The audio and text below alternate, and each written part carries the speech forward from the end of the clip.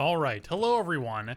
Welcome to this video sponsored by EA. We're going to be talking about Season 8 patch notes today. Now we're going to skip through about the first half of this article for the purposes of this video because these are all things that we have talked about in pretty great detail in the last couple of videos.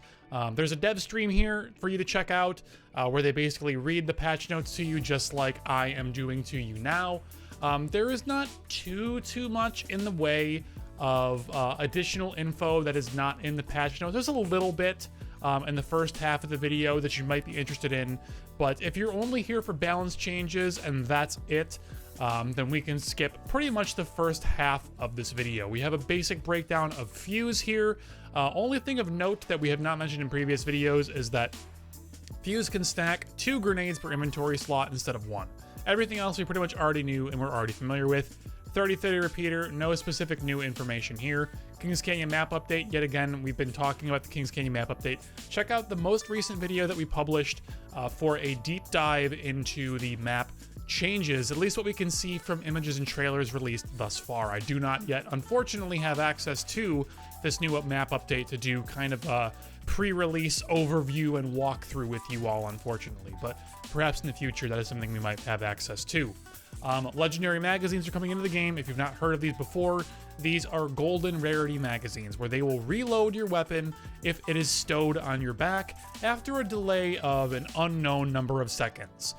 If we look at some videos released by other creators on developer builds of the game, it seems to be about a 5-second delay of the weapon being stored on your back before it will automatically reload with a golden magazine, but the exact number of seconds has not been revealed, and if it has, I've simply missed it in this article. Moving on, some quality of life stuff before we get into the actual balance and meta changes. There's a damage counter that'll appear in the HUD now, which is great if you are one of the individuals who is trying to grind out your damage badges, or perhaps you just want to see how well you've been doing in your damage and compare to your teammates, like your damage numbers versus kill numbers in a dry moment. This is now available to you starting with Season 8. There's a couple other useful updates as well that you can see on the screen here, or if you choose to check the patch notes in the link in the description for yourself. Now let's get into the meat and potatoes of this article. We have hitbox adjustments for Wraith.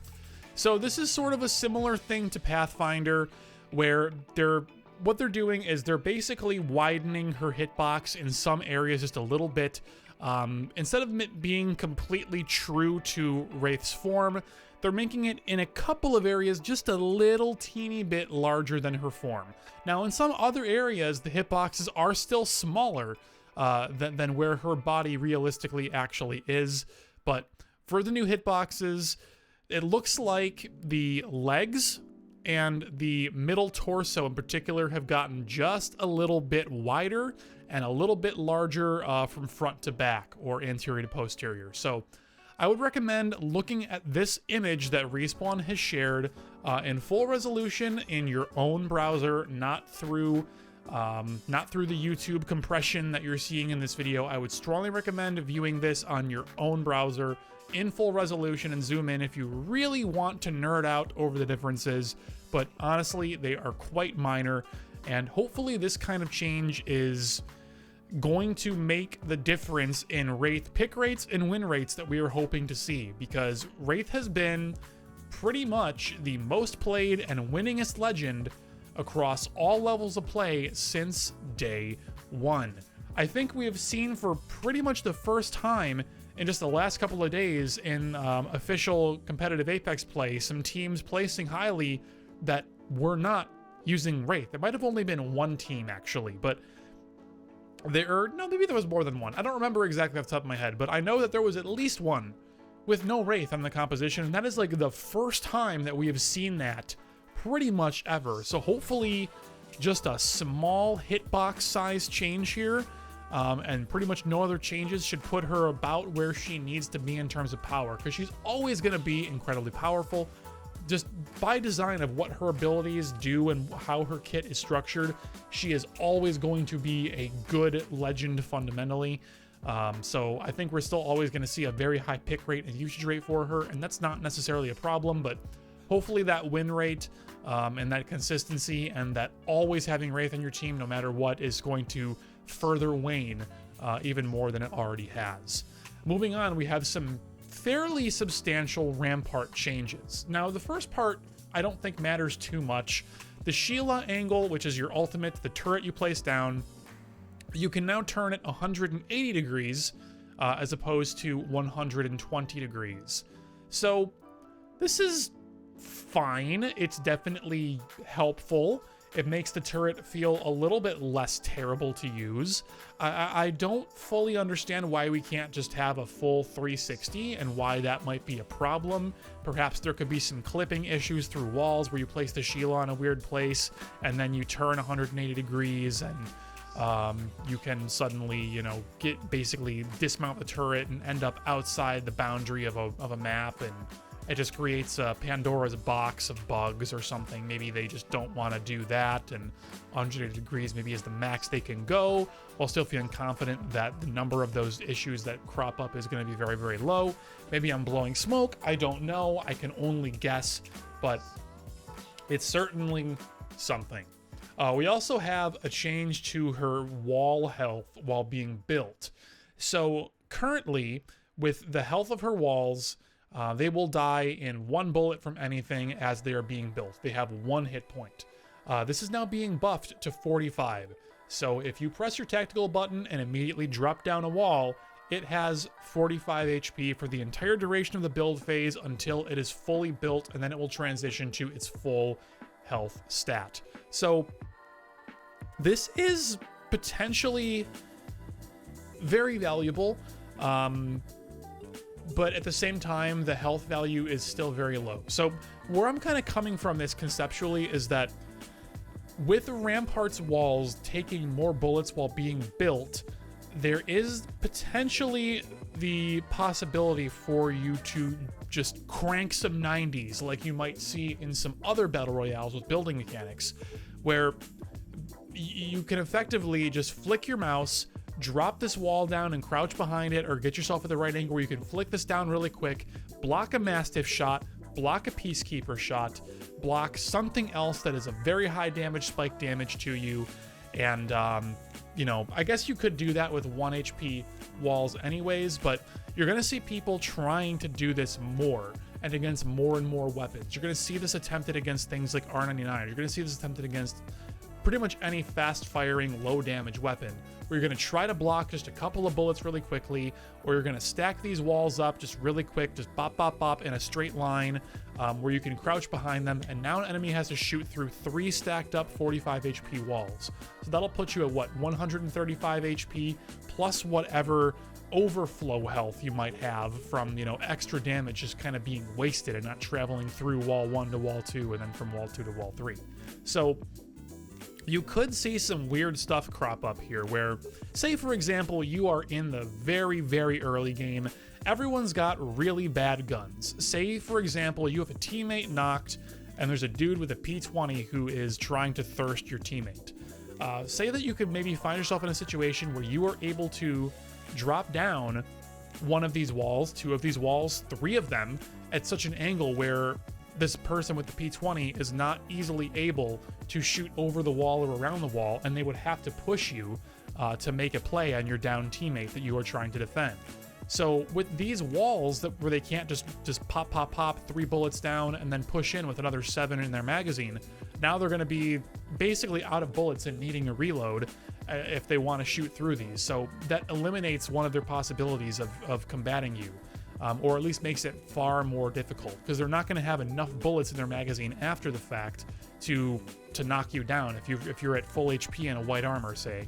Like, they're just not going to have the bullets, and they're going to need to reload, and that may not be a risk they're willing to take if they don't think they can one-mag you.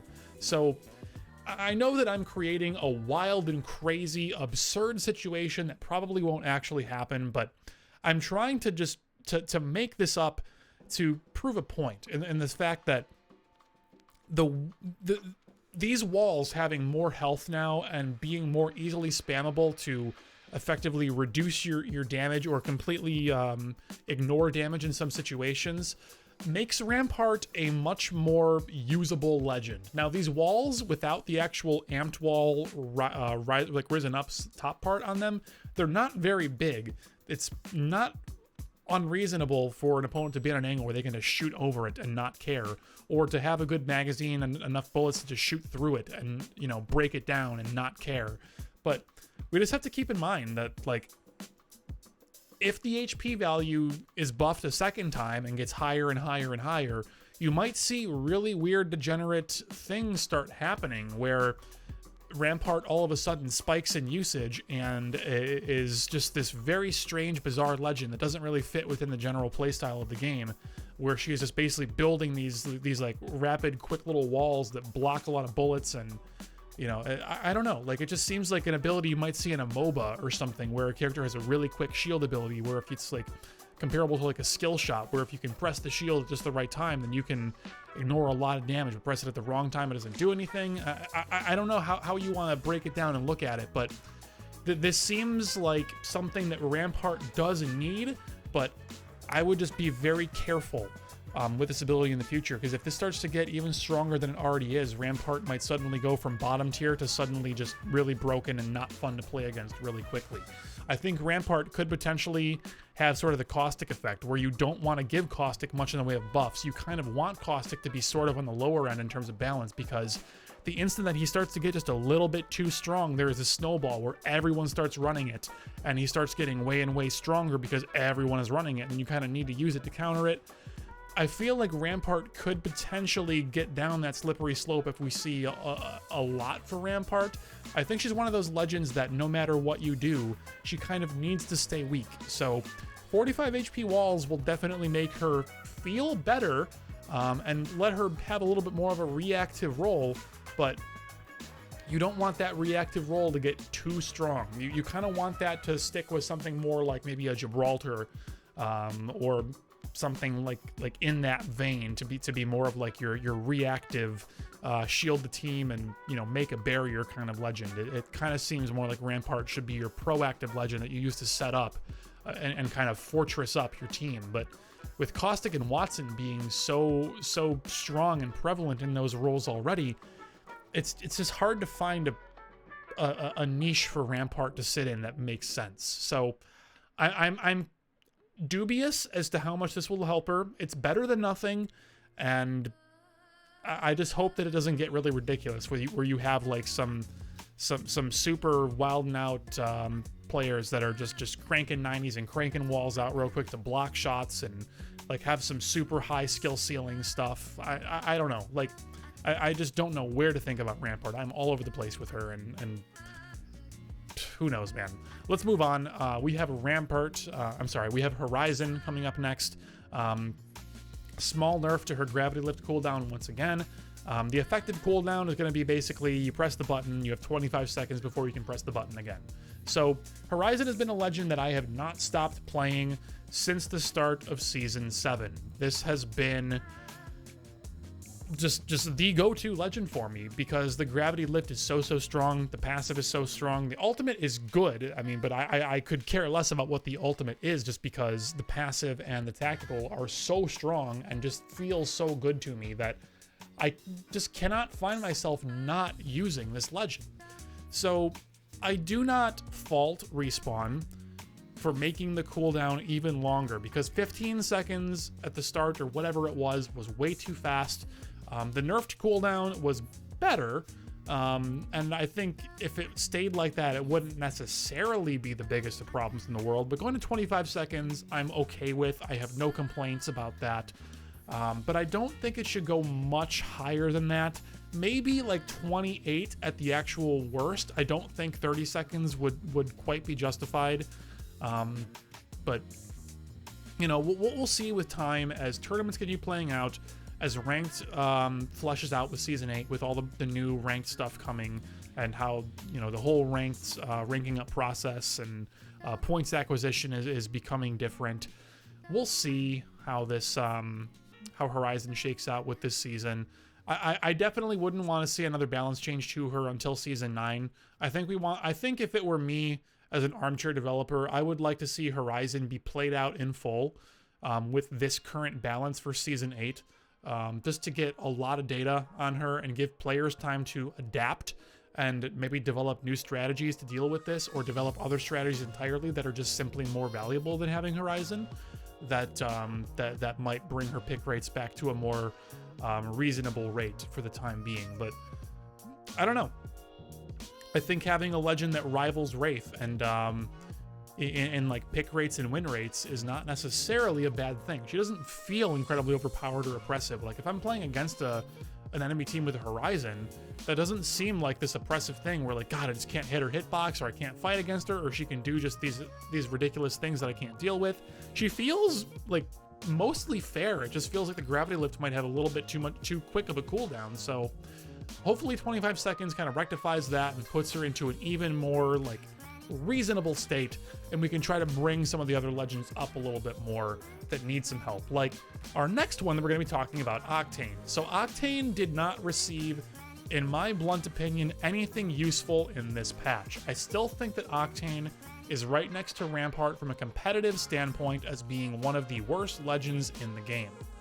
I love Octane very much. Stim was the only ability that I used in Titanfall 1 and Titanfall 2. I used nothing but Stim. Stim was my favorite, and having a character that has that in this game is great. But the rest of the kit just was not there and was not good enough. And the hitbox and the AD strafing was all just not good enough for me to continue using the legend. Instead of buffing the legend or reworking the legend or making them a better team player, we just have a remastered jump pad here. And this is not to bemoan or belittle the developers, because this is definitely a good change. Like this is definitely something that Octane has wanted for a long time, but it just does not give him any power. It simply gives him the baseline of what he should have had all along. Maybe that's a negative standpoint to have, but it is honestly the direction that I'm coming from here, and I'm still going to be, you know, stan #1 when it comes to give Octane the buffs that he deserves, because he is just still, in my opinion, does not seem super useful. So what changed? Hitting the jump pad from a standing position, which I believe and I'm interpreting as whether you walk into it, whether you sprint into it, whether you jump and then land on it, as long as you are in an upright position, then you'll be launched in a high arc where you're going to have a really high jump with not a lot of forward momentum.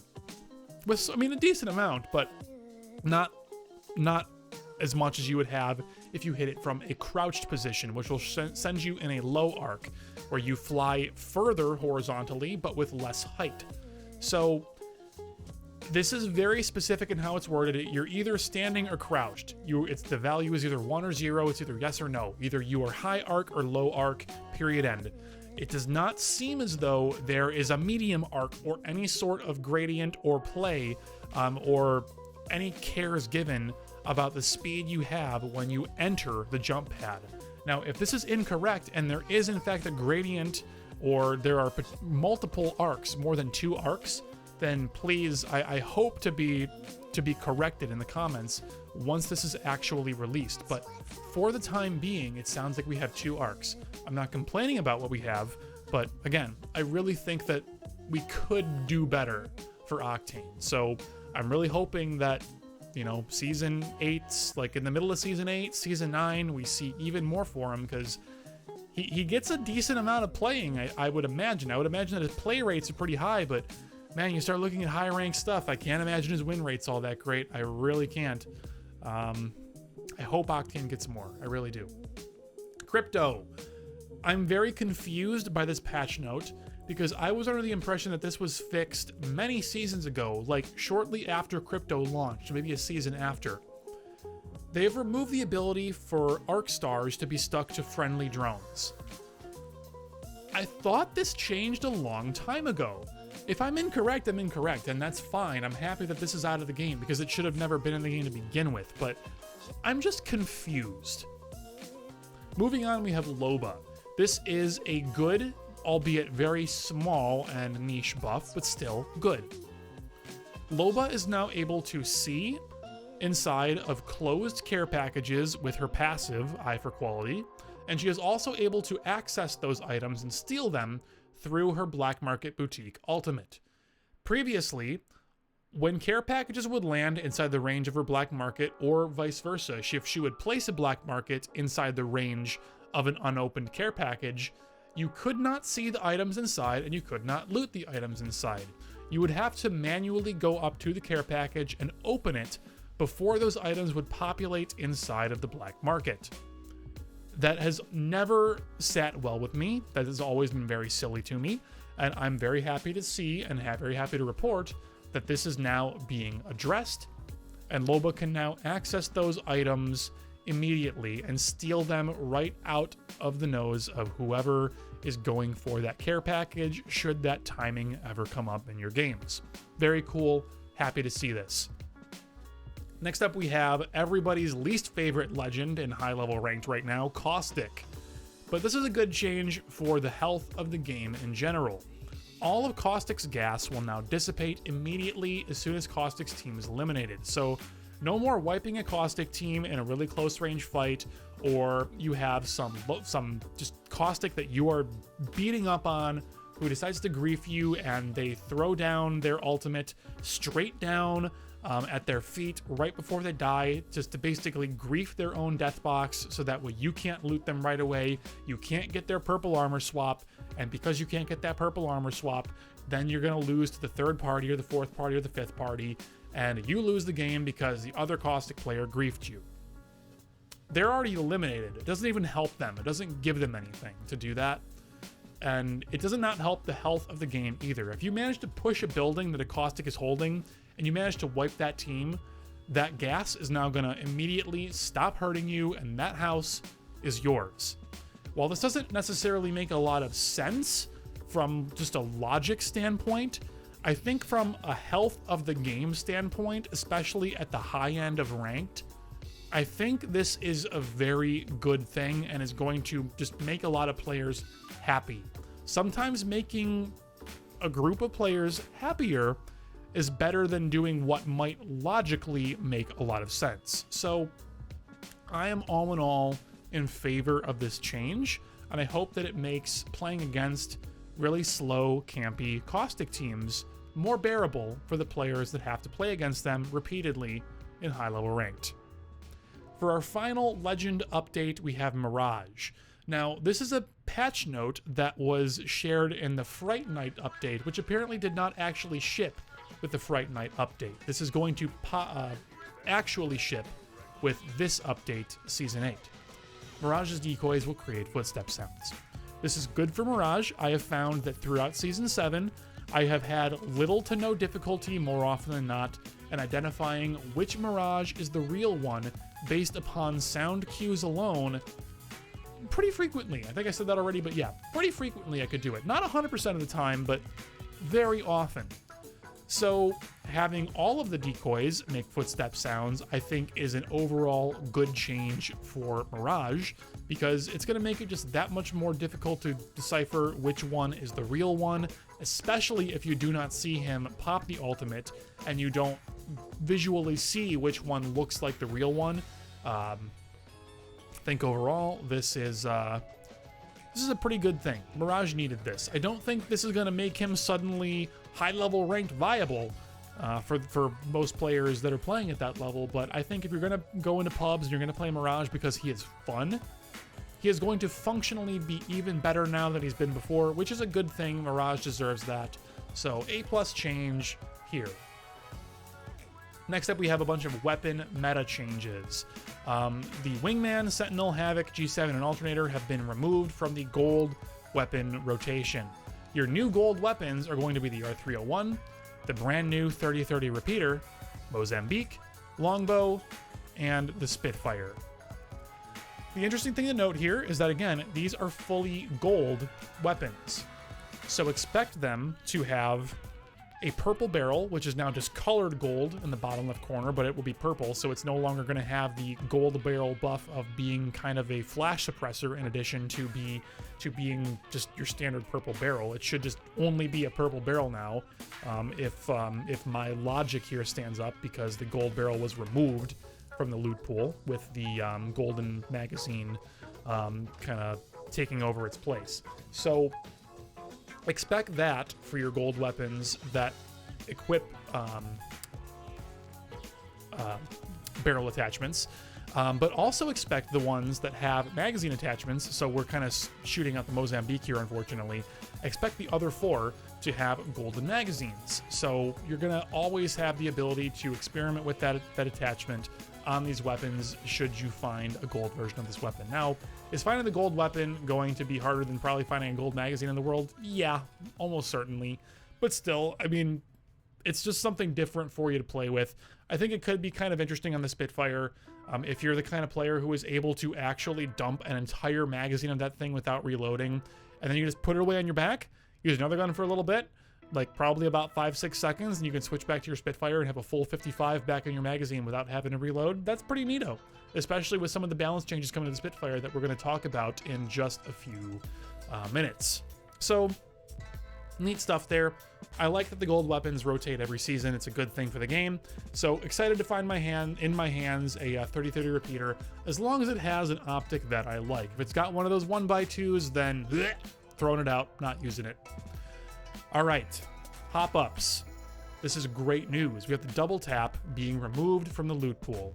I know all 10 of you out there who like the double tap are very sad about this, and I feel for you, but I think overall this is a good thing. The double tap was, at least among my group of friends and my viewers, not a very widely used hop-up, and I don't think it really added much to the game. I was never once excited about having a double tap outside of like the first maybe week of it being in the game. After that, I couldn't care less about it, and I would actively avoid it or throw it away, just throw it off of my guns and into a random spot where no one else would get it, because it was just so useless, and I just didn't want it ever. I was never excited about it, so I'm glad it's being rotated for something that people actually do like across the board and will be excited about across the board, which is the Anvil Receiver hop-up. I don't know why it says Anvil Rounds hop-up in this set of patch notes, because it's the Anvil Receiver, technically, but hey, whatever.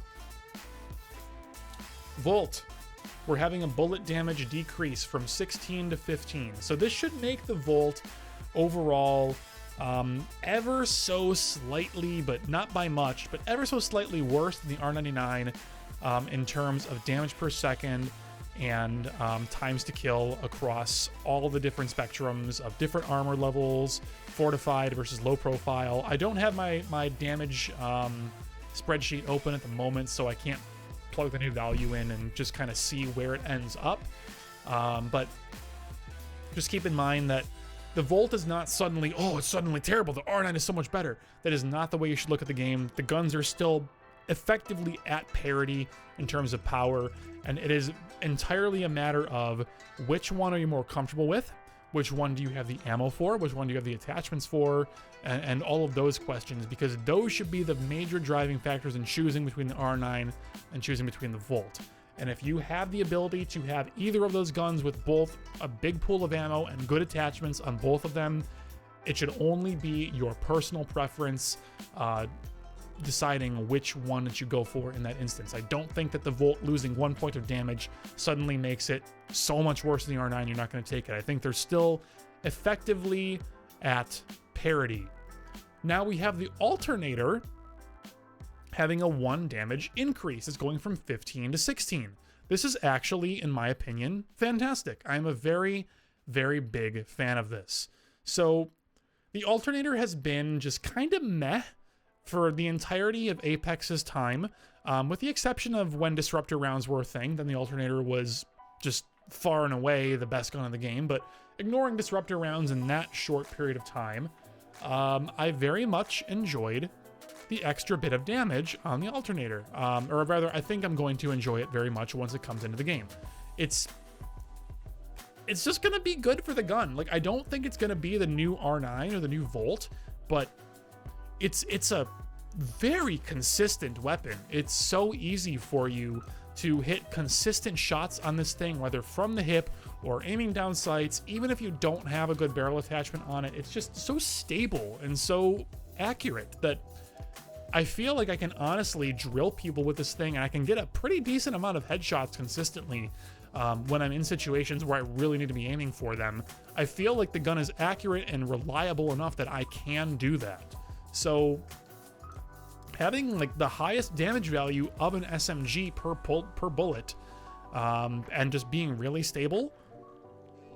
I mean, it's kind of winning me over. I'm really going to be going out of my way to hold on to alternators into late game situations in Season 8, just to try it out and see, like, does the alternator feel really good this season when compared to something like an R99?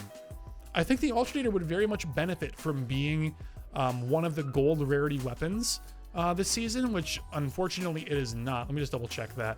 No, it is not one of the gold rarity weapons this season. I honestly think that keeping it as a gold weapon with extra damage and maybe increasing its incidence rate in the world could be very, very interesting, because if you have an alternator where, sure, maybe it's got a worse time to kill, a worse DPS, etc., when compared to an R99, but when you find one in the world, it tends to just have like a set of attachments on it and it's good to go and it's ready. Like, you find just blue alternators in the world and you just pick them up like that, but you can't pull the attachments off. Like, something even like that could be really cool. I don't know, just the alternator is a gun that I really want to love, but I find it difficult because it is a light ammo weapon that shares everything in common with the R9. It is just, for all intents and purposes, for most players, a worse R99. So why keep the alternator once you get an R9, right? So I would very much like to see not just this damage increase, but maybe in future seasons something else given to the alternator as well that might give it a little bit more power, maybe a hop up or something that, I mean, maybe like not something that is necessarily power in the sense that you're doing more damage, but just something that makes it feel better or gives it an extra like side effect or something to make it compelling as an option instead of an R99. That could be really, really cool. I would really like to see something to that effect. I don't know what it might be, but I think the alternator from going to 15 to 16 damage at base is a step in the right direction, and one more little tweak in the positive direction for the alternator could make it very compelling and an actual competitor at a high level in like late game circle scenarios against red armor when compared to something like an R99. We're really close on this gun, guys, and I'm very, very excited for it. Now, next up, let's get into something that is going to probably be a bit controversial. We have the Spitfire. And I'm going to try to be as unbiased and fair to both sides of this argument as I can. So the Spitfire initially, if memory serves, launched with a damage per bullet of 20. And on PC, before crossplay in a mostly keyboard and mouse dominated metagame, it felt to me, anecdotally, that the Spitfire was not a very well respected weapon. It was not a weapon that was deemed to be very powerful in across like the broad scope of the game. It was not a weapon that you very much wanted to use most of the time. It was just kind of seen as like, it was okay, like it was fine. If you had to take one to endgame against purple armor, you know, you could just play smart with it and you'll be all right. But it wasn't incredible. Like, you kind of would rather have an R301, or you'd rather have an R99, or you'd rather have a Peacekeeper or a Wingman with Skull Piercer. You know, you'd rather have kind of those more meta guns. And the Spitfire was just like, if you have to run it, it's good enough, but it's not amazing, right? It was just kind of like middle of the road. But from what I had heard from console players, which was at the time an entirely controller metagame, and I guess it still technically is, it was drastically different. And in a metagame where people just simply, from a fundamental standpoint, seemed to play the game a little bit differently, that 20 damage per bullet on the Spitfire was just too much for that metagame. Like the balance between aim assist working the way it does, recoil being as low as it was once you got a purple magazine or a purple barrel on it back at launch, and just kind of the way that people played it in that metagame, it seemed incredibly powerful. It was like a top tier weapon. It was plaguing message boards across the internet. Spitfire was like one of these prime targets that console players, from my outside standpoint, seemed to very much hate. So the Spitfire got a damage nerf from 20 to 18. And with that nerf, the gun as it seems to me, again, as an outsider looking in, like from like both like the pro and high level scenes as well as the console scenes and everything, the Spitfire seems to have kind of fallen off in usage for most players, at least on the PC side.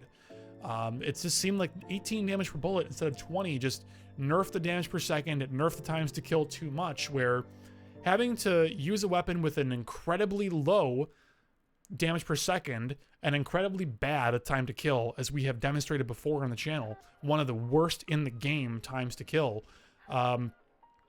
combining that with one of the worst strafing speeds while aiming down sights, the gun just does not function effectively in a PC metagame outside of hot drops where you are barrel stuffing and hip firing the thing. It just oftentimes is not the right weapon. And many times when you are winning gunfights or killing people with this weapon, you could have done the exact same thing with about any other assault rifle with equal or better effectiveness pretty much every single time. The wins with the weapon, at least on PC, never felt like they were because of the Spitfire's damage or because of the Spitfire's magazine. Most of the time, it just felt like, well, this is a gun that I can kill people with and it is a rifle equivalent, therefore it's fine. But in my view, it's never really been fine at 18 damage. So console players, from my view and from what little I've seen lately, especially in the comment sections of my videos, still are under the impression that this thing is a very, very powerful weapon. And I'm questioning if that is because of simply just the base fundamental playstyle differences that exist between a console-centric metagame and then a cross-play metagame between both controller and keyboard and mouse players in the PC space. I am assuming that the game must be being played differently, or maybe there's some other factors at play that I'm not considering, like maybe like people on consoles are more likely to be playing on a very laggy HD TV and on Wi-Fi instead of playing on a wired internet connection with a monitor or a very low input latency display. Like there are plenty of HD TVs which are super low latency and are comparable to monitors.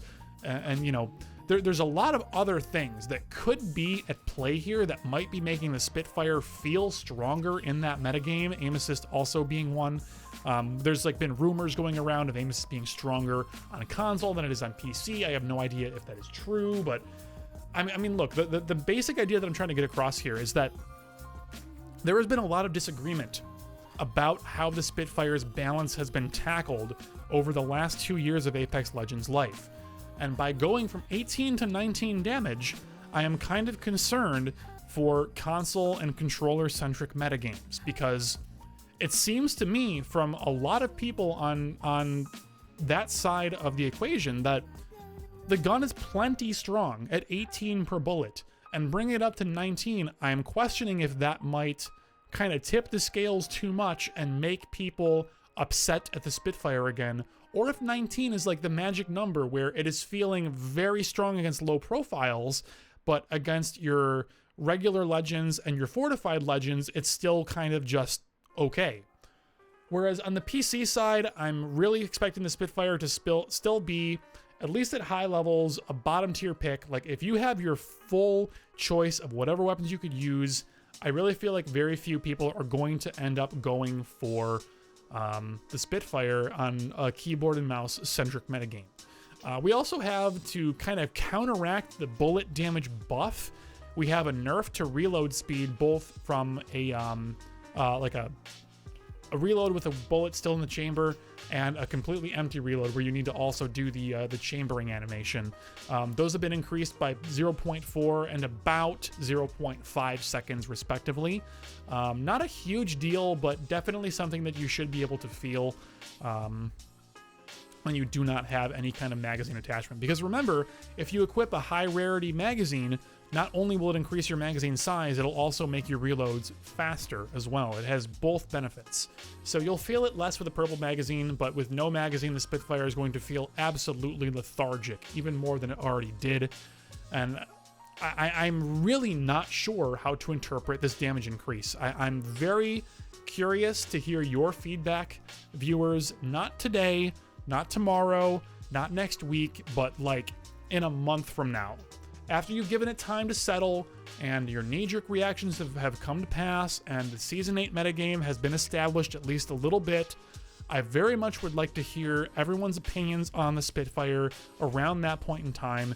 If I remember, and I'm, you know, and the mood strikes me, we may open up a dialogue about that on Twitter or in Discord, maybe even on YouTube in roughly a month, give or take, and just see, like, how are people feeling about this gun right now? Because I'm very curious how a 19 damage Spitfire is going to feel, and if the opinions are going to vary drastically between a controller-based metagame and a keyboard and mouse-based metagame, because I think that we may see some differences there.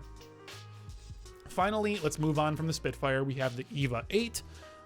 Since the double tap was removed, and a lot of people did like the double tap on the EVA, they have given it a base fire rate increase from 2.0 to 2.1. So this is going to change how the weapon feels to you across